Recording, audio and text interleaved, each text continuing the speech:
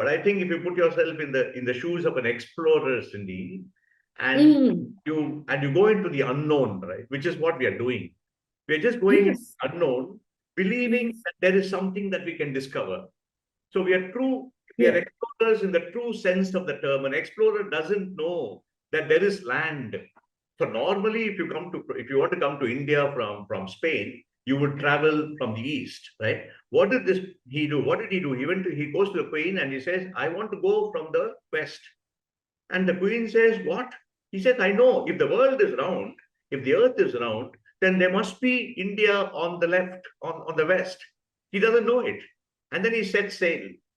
And if all of us can put ourselves in the explorer's, mindset and say, I know there is some truth over there. I am a coach, right? And I know there are some truths that I have not explored yet. Is there some truth in design thinking that I can explore? Is there some truth in biomimicry that I can explore? Is there some creativity? So I think the whole thing is about, as a coach, can I explore in the service of the client? Wonderful to have you all join us again, especially since we did not have the Masters webinar last one. And looking forward to seeing everyone again. Yeah, thumbs up. I'm happy that we got a program today.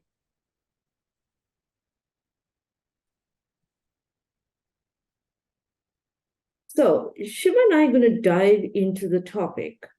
And the topic for today is biomimicry and drawing from the wisdom of the universe or the environment around us.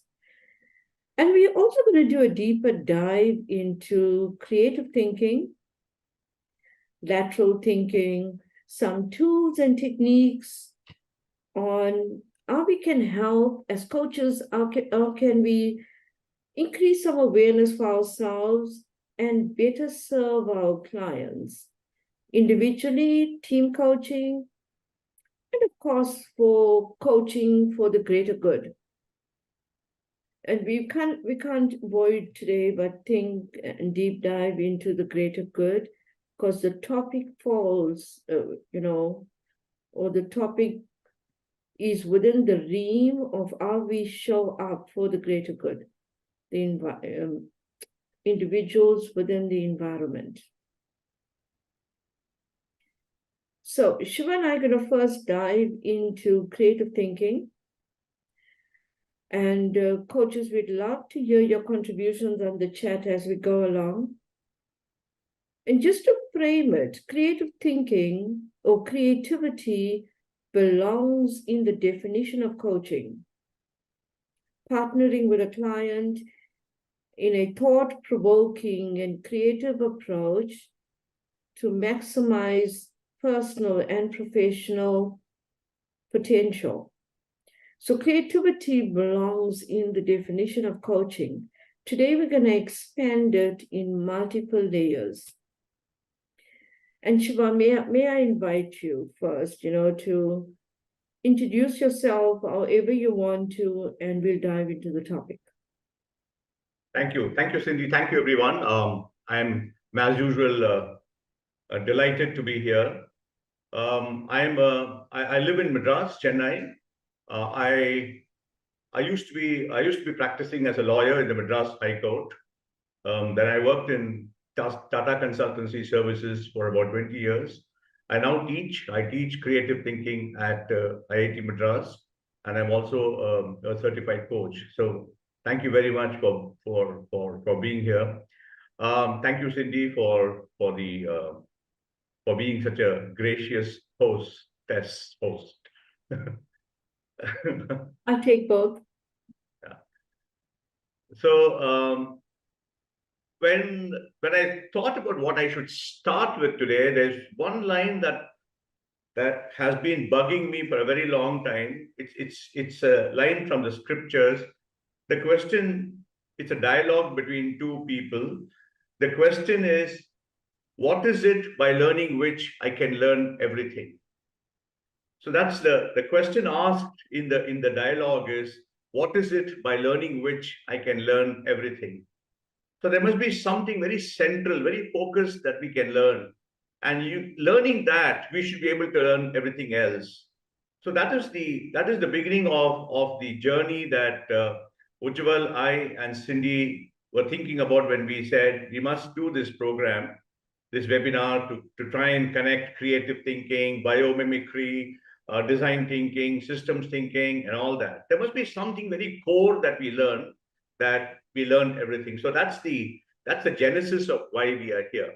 I just thought, I can explain the context as to what started off this thinking, Cindy. That's quite useful. Coaches, do you want to ask or say anything about that?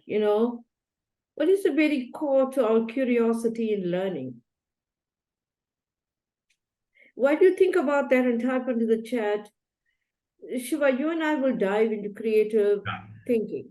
Sure. So while speaking to Cindy before the call, and we said, how do we organize this call? What we will do is we will talk about several things, but we'll talk about everything in relation to how it can help coaching. Right.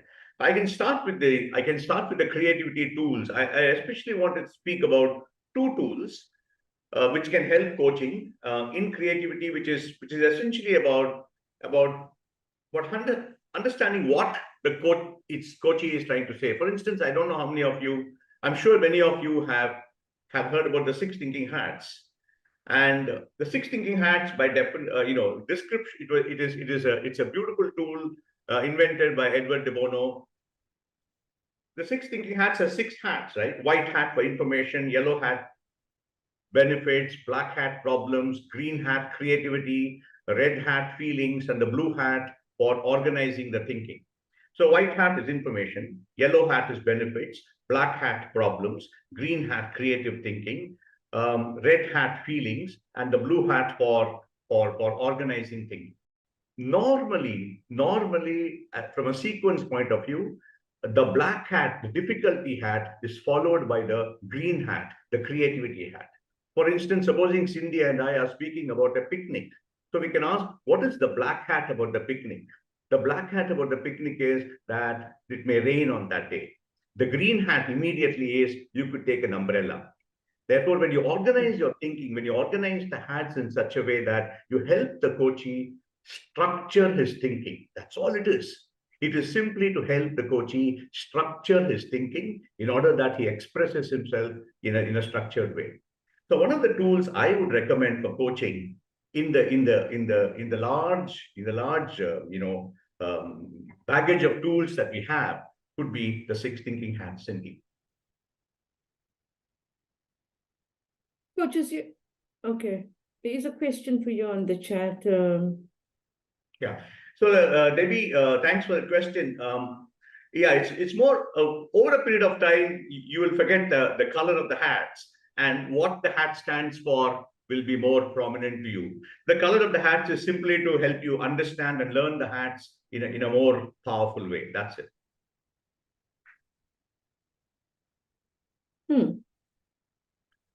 So that's a tool that one can use, Cindy. The other tool that we can use is something that's a favorite of mine. I have a presentation? Can I put the slides for that? Yeah, so absolutely. One of the things that I recommend in coaching is how do you generate ideas?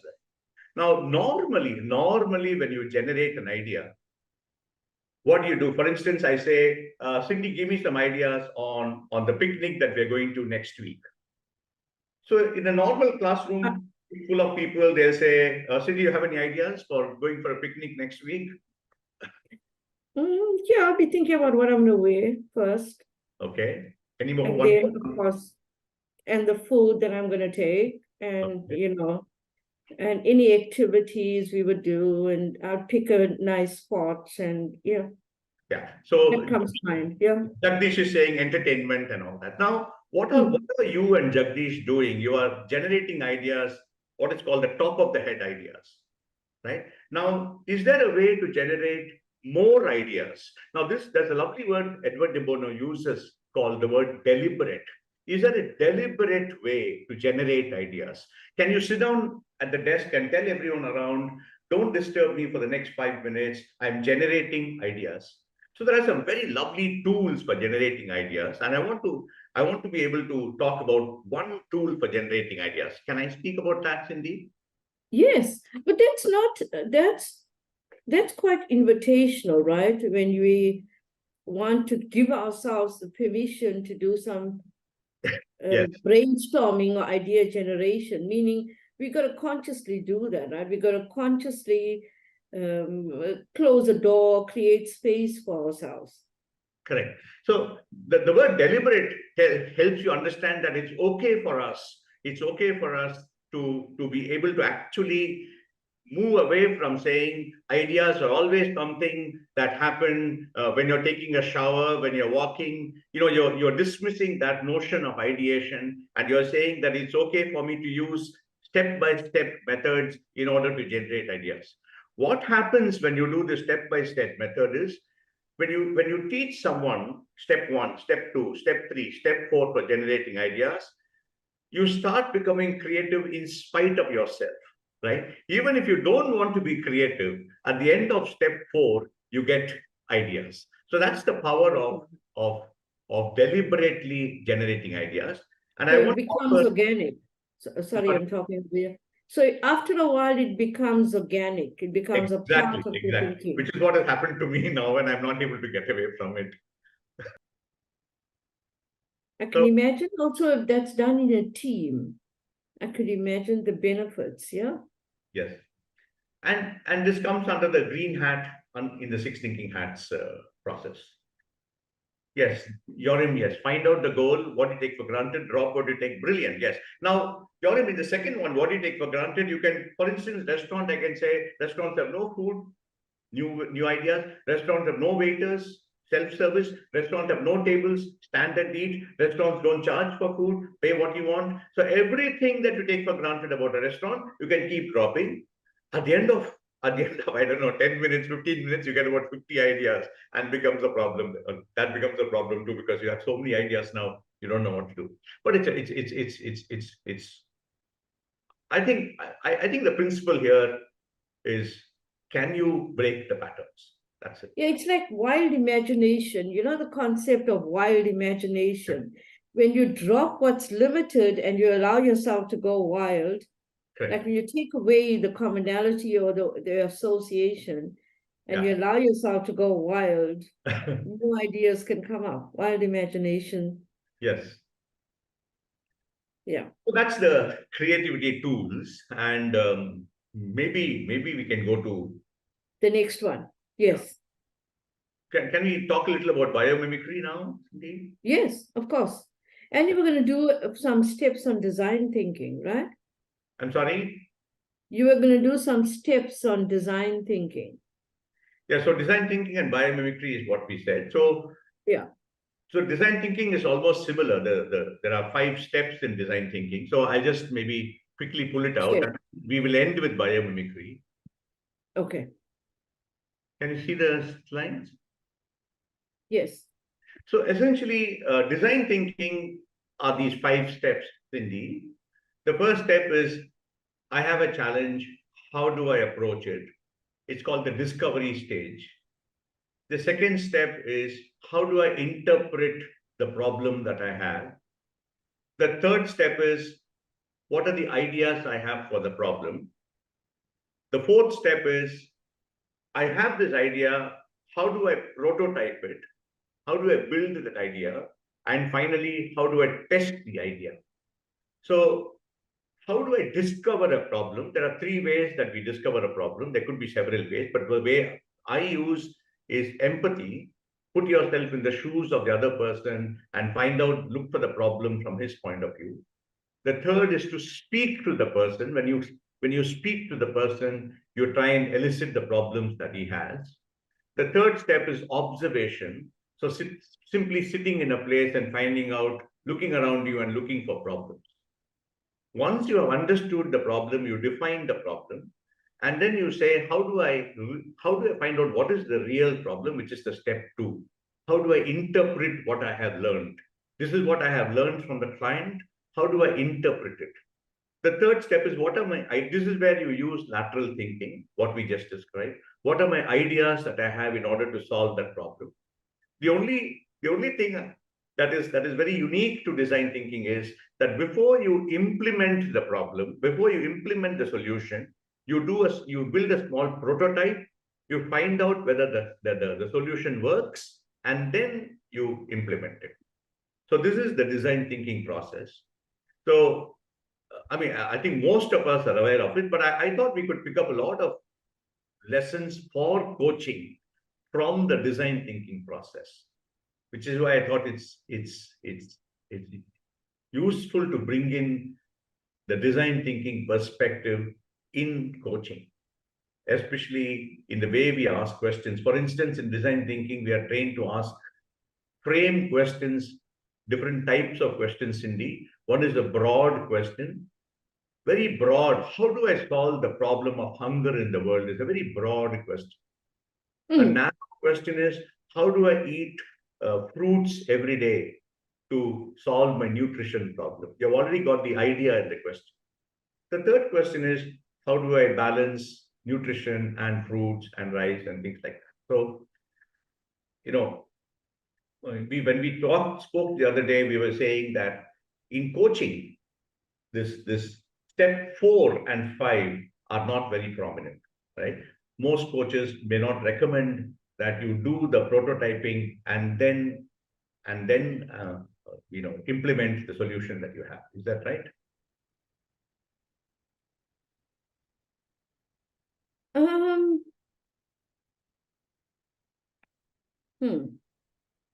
I think, yeah, experimenting, fixing, fine-tuning is part of growth, the growth of a coach, of a client, right? Facilitating client growth.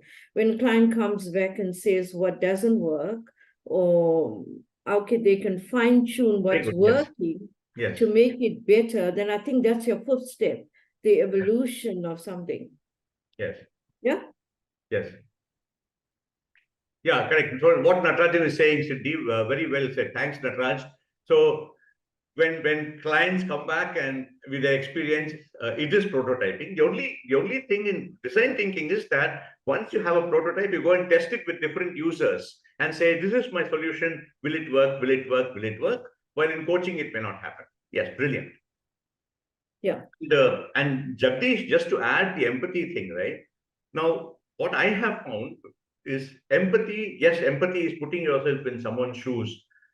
But the most difficult thing in empathy is taking off your own shoes, Cindy. It's the most difficult thing in empathy. So in campus, we encourage our students to go and put the shoes of the security, the doctor, the librarian, everyone.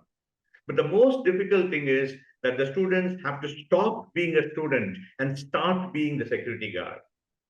So the minute you stop being who you are, then the real empathy has to start. Yeah. So you're saying empathy for self also comes in?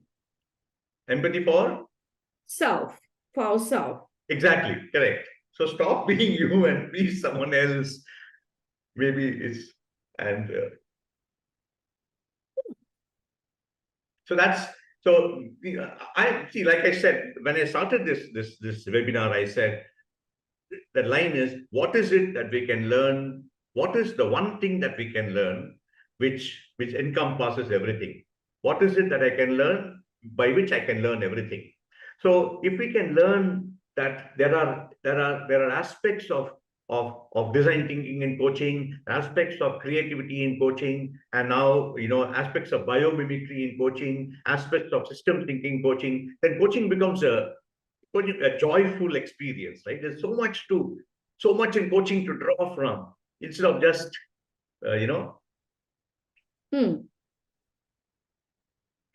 So Shiva, you mentioned and we spoke earlier on about lateral thinking.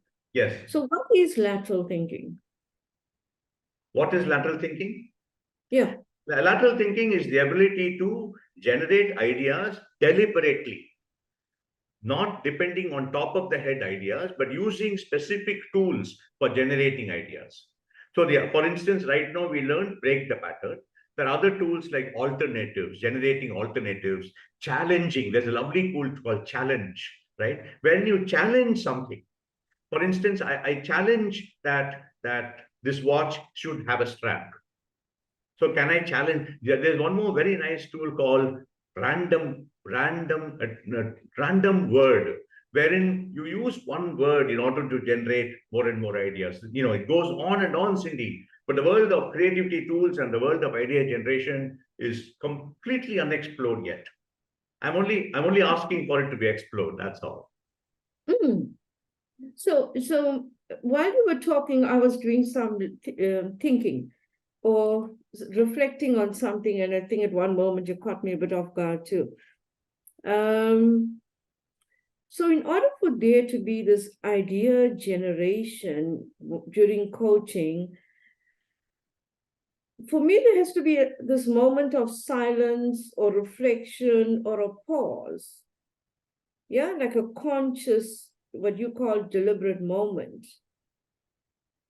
So that pauses, silences, reflections is a part then of lateral thinking, where you need to take a moment Yes.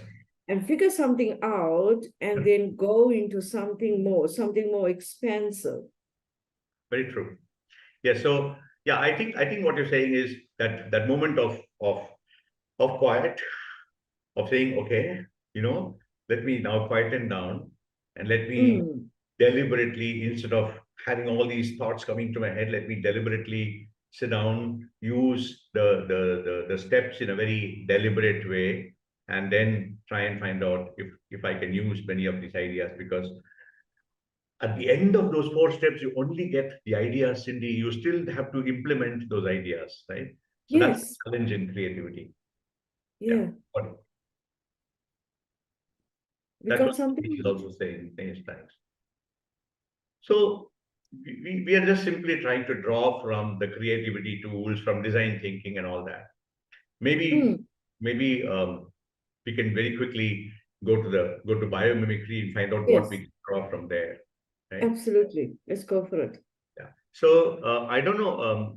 Many people may have already seen the biomimicry slides from last time, but is it okay if I just Yes, uh, yes, go for it. just to set the context, Cindy? Yeah. So biomimicry is a practice that learns from and mimics strategies found in nature, right? So essentially, that's what biomimicry is: looking at nature, finding out the strategies of nature, and translating the strategies to solve human problems. And I very quick last. I already did this last time, but I'm at the cost of repeating myself. The difference between learning about nature, learning from nature. Learning about nature, all of us have done in school, biology and all that. Learning from nature, we start on looking at that tree. We tell ourselves, I'm looking at an engineer. I'm looking at some a tree that has done the following things or is doing the following things: humidifies air, leaves capture solar energy, limbs create structural support, and trunks move water against gravity. Now, how is the tree doing it?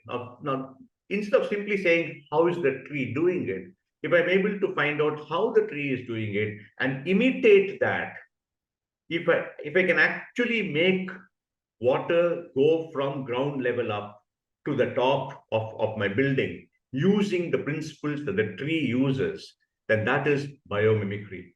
And today there's lots and lots of advances in biomimicry where industries are sprouting up saying, let me use this strategy in order to solve a problem. So by definition, biomimicry is looking at the strategies of nature, using those strategies in order to solve problems. But because of the shortness of time, I'm going to. So essentially, we're talking about nature as model, measure, and mentor. So model is when we are imitating the technology of nature.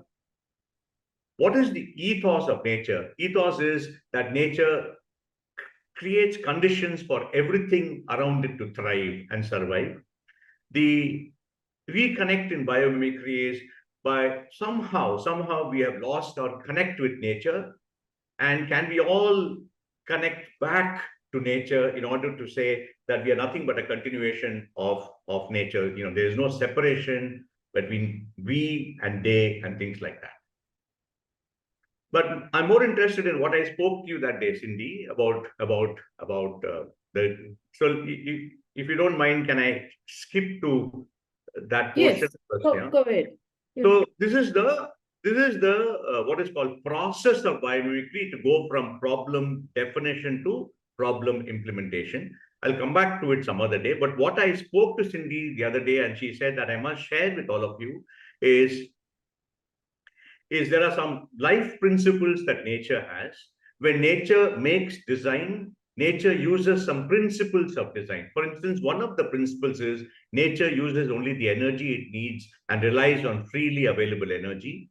The second principle, nature recycles all materials. The third principle, nature is resilient to disturbances, right? Now, I want to talk about this a little more. So, anyway, the other principles are nature tends to optimize rather than maximize. This is brilliant, okay? Because I mean, instead of building more and more and rooms, can we optimize instead of maximizing? Nature provides mutual benefits. I help you, you help me. And all these, I can go on and on, but I have to sort of limit. Nature uses chemistry and materials that are safe for living beings. Nature doesn't use toxic chemicals.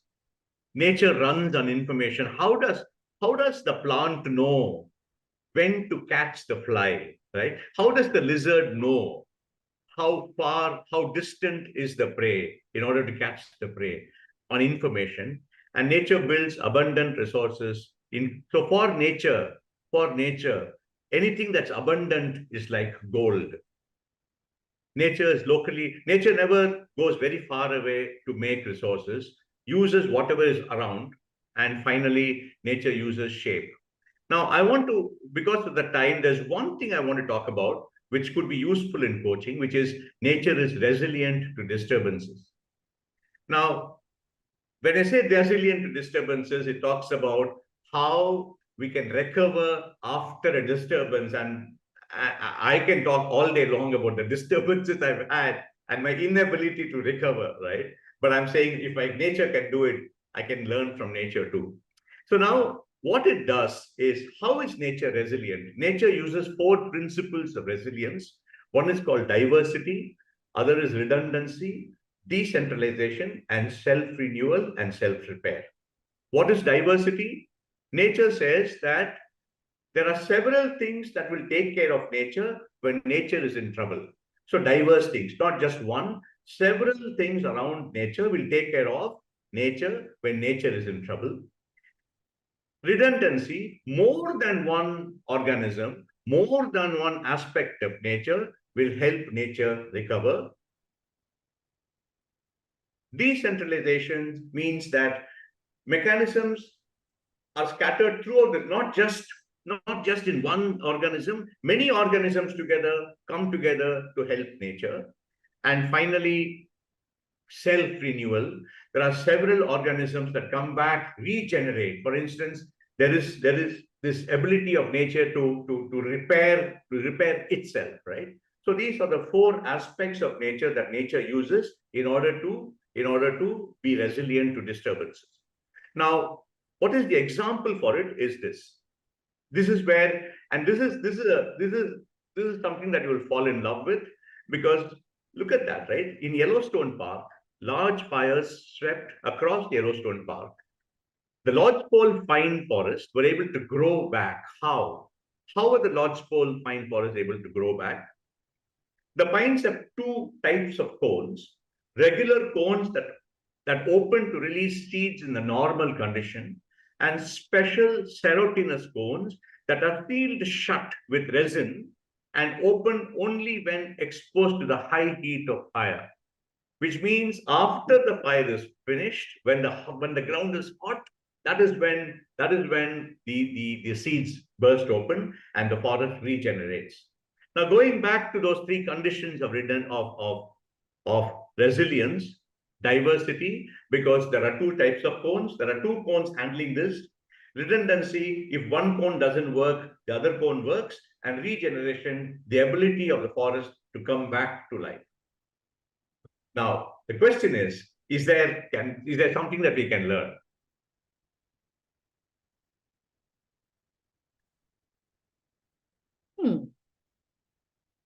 Very interesting. So there's one of the cones that would immediately release a seed and would begin to grow. Yes. So the first cone is the normal cone, Cindy, that it bursts open, trees start. But the second cone has been built by nature. Nature knows that I may get destroyed.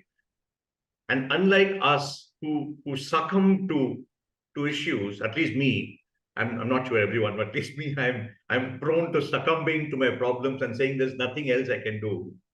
But nature says, no, I have a second cone, and this cone will open only when there is a when the ground is very hot. And Cindy, we just talked about one principle. We just talked about, for instance, can I just show one more slide? Yes. Wait. I'm going to build on this idea that you're sharing. So one is immediate, and the other one, how we can draw on from it, is my linking to this word thought-provoking. So when we go deeper into ourselves and give ourselves a space to do more, obviously the seed is inside and waits for a particular moment to burst and release. Yes. So when we give ourselves more time to think, something more shows up. Brilliant. And the conditions, right? When the condition is yes. is so we also got to give ourselves a condition, which means maybe take out all the drama and feeling stuck from ourselves, and something new emerges. Correct.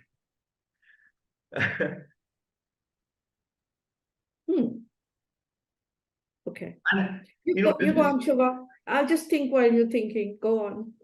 No, I'm happy that you're saying this because, for me, and this is how we started this whole program, right? We're saying, is there, for instance, I know Columbus is not the most popular person to speak about, but I think if you put yourself in the shoes of an explorer, Cindy, and you go into the unknown, right? Which is what we are doing. We're just going into the unknown, believing that there is something that we can discover. So we are explorers in the true sense of the term. An explorer doesn't know that there is land. So normally, if you want to come to India from Spain, you would travel from the east, right? What did he do? What did he do? He goes to the queen and he says, I want to go from the west. And the queen says, what? He says, I know if the world is round, if the earth is round, then there must be India on the left, on the west. He doesn't know it. And then he sets sail.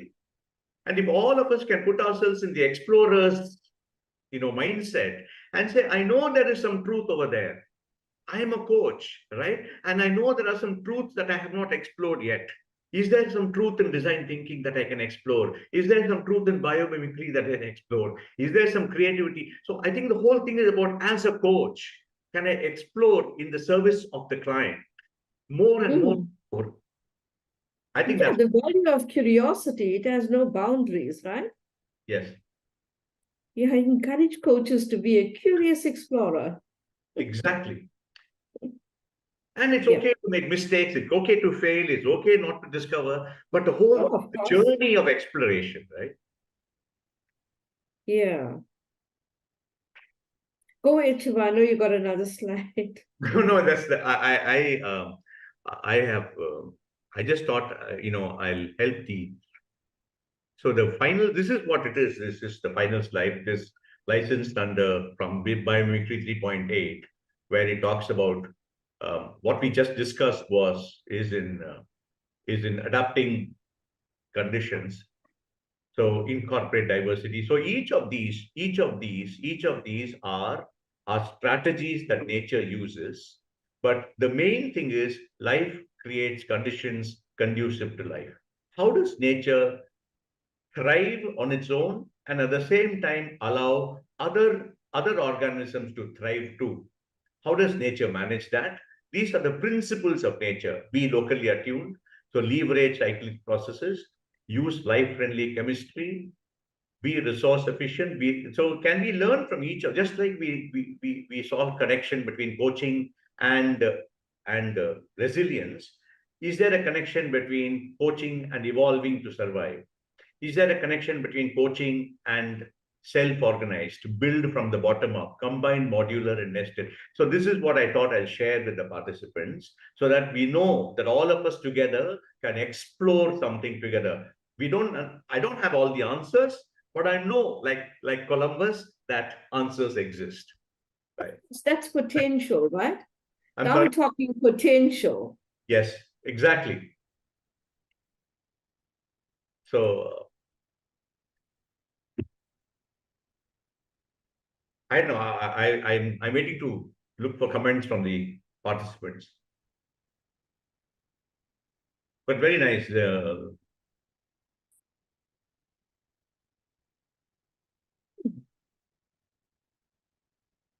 Are we looking at the ladder of inference? I'm sorry. We are also going to try and find out the ladder of inference is something that I know that most people will know. We are also going to do this. There's something called the systems thinking habits, Cindy, that you're talking about. Last week, I discovered the ladder of inference, and I thought, we could talk about it. So I was, for me, it was a revelation when when I saw the ladder of inference, and I said there must be, because we are all prone to making assumptions all the time, right? And normally I look at the information and experience around me. From that, I noticed that there is something that I noticed something. But the most important thing is the third rung of the ladder, Cindy, where I add my own meaning without any basis. For instance, in a meeting, there's a lady, let's assume, who shrugs her shoulders. Now, I add meaning saying because she's shrugging her shoulders, she is not interested in the topic. And that is where I think we make mistakes, right? When we add our own meaning and assumptions to an action that somebody is doing. And then I develop the beliefs on that meaning, and I act finally, which may not have any substance at all. So I thought the ladder of inference is a powerful way of asking, what are my assumptions, and testing my own assumptions. Do I have the ability to test so the way you test your assumptions, you climb down the ladder. You say, what is the action I'm going to take? I'm going to report my colleague to my boss saying she's not interested. But before I take the action, can I ask, what are my beliefs about that person? The third is, what is the meaning I have attached to her? What is the assumption I have about her? The fourth is, what did she do? She simply shrugged her shoulders. Yeah, exactly. Now imagine. Now, and I learned it last week. I said, I need to share it with you. Yeah, it could just be she's tired of sitting the whole day and a bit tired, right? Why not? Yes. Mm. So I just thought, I know that the time is almost up, but I just thought I'll share these four aspects that I'm learning with you. The creativity tools, the which is the six thinking hats. How can it be used in coaching, lateral thinking, the different steps, step one, step two, step three, step four, in order to generate ideas. And then the design thinking process, empathy and questioning and observation and prototyping and testing in order to use it in coaching. And finally, of course, the biomimicry, the lessons from nature that we can learn in order to use it in coaching, in order to find out how we can make coaching more richer, and finally, of course, systems thinking. Yeah. Shiva, when every time you and I talk about design thinking and systems thinking, obviously linking to systemic approaches in coaching, and this wisdom of the environment and how we use it and draw from it is just brilliant. Yes. My morning has to start with some quietness, outside. Yeah. Just fueling energy that's free and a lovely connection point. And I said that with regards to everybody has their own special moment with the environment or nature, and there's something they draw from it. And whenever I talk to you, the topic is more expanded and thought-provoking, and I want to go away and think more about it. And thank you for that, for always just bringing a bit more into the space where we can do something more thought-provoking. Thank you. Yes, true. Yeah. And, coaches, if you or anybody on the program, if you want to know more, she was starting a coaching program with biomimicry, design thinking, systems thinking, and there's a lot more included in that program than what I'm saying. But if you want to know more, just contact the office. I think Yamini is on the call. She can put in details of who you can contact. Because there's something special on this program. You can also attend a few sessions just for learning something more. And for that, you'll get CCEs that you can use for renewing your credentialing. But so we thought we'd open this program up because coaches that have already credentialed may not want to attend a full program. But we have the program structured in a way that you can attend a few sessions as to your preference, if you want it just for learning purposes, learning some tools, or if you want it for CCEs. It's a full thorough program, inclusive of foundation, advanced, and team coaching. But it also has something for the coach or the participant that just wants to learn a bit more about a particular aspect of design thinking, systems thinking. There's a curriculum out if you want to have a look at it and see if there's anything you want to attend to. Let the office know and we'll make a plan. It's the first time we are doing something like this. Of course, even for us, it's a test and a fine-tuned process. I can assure you a lot of design thinking has gone into it in the background. Good one. Nice one. Yeah. All right. We're almost at the end. Is there anything else anybody wants to say or ask? Some nice comments about nature is the biggest teacher and life creates. I love that sentence, George. Life creates conditions conducive to life, right? How everyone survives, right? Everyone lives. Yeah. Okay. All right. Shiva, thank you very much. Thank you, everyone. It's wonderful being with you again. Absolutely. Next month, we're going to do some live coaching. So we'll see you next month. And Shiva, thank you. It's been an absolute pleasure always interacting with you. Thank you. And I'm only saying, let's break all the patterns that there are. Yeah, even we breaking patterns on this program. So yeah, we're going to do that. Yeah. Bye, everyone.